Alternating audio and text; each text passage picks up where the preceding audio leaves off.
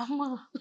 నేనన్నా, "మీరు చెప్తారో ఏం చేస్తారో నాకు తెలిసి మా పెద్దాయన నన్ను వద్దని అంటారని నేను అనుకోను.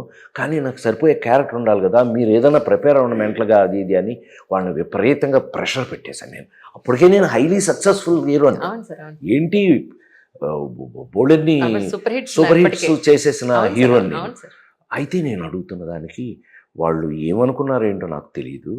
హైదరాబాద్ ఏదో షూటింగ్‌కెళ్ళాను నెక్స్ట్ వీక్. హ్మ్. ఆ నెక్స్ట్ వీక్ ఏదో షూటింగ్‌కొచ్చాను. వస్తే పిలుపొచ్చింది నాకు. ఇట్లా పెద్దాయన ఒకసారి అక్కడంతా మనకు తెలిసినోళ్ళే కదా! మా నందమూరి ప్రసాద్ అని సెక్రటరీ ఉండేవాడు.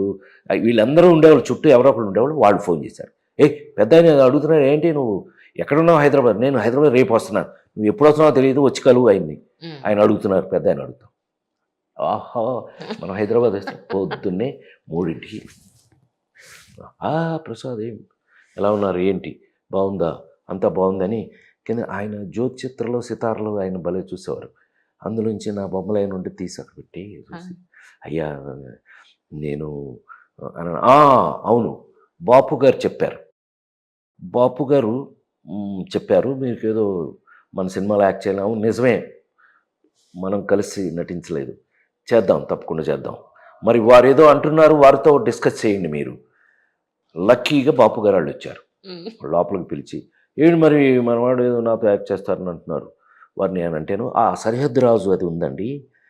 అందులో ఏమవుతుందంటే గమ్మత్తుగా అంతర్నాటకం ఒకటొస్తుందండి.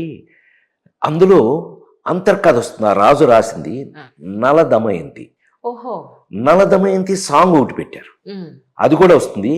ఈ 2 మీరే వేయాలట చాలా సంతోషం. మనకి లోపల ఆనందంతో ఉప్పొంగిపోతున్నాను నేను. ఒకటి అనుకుంటే 2 క్యారెక్టర్లు వచ్చి బావుంది అనుకునంటే ఆయన నాతో జోక్ చూడండి.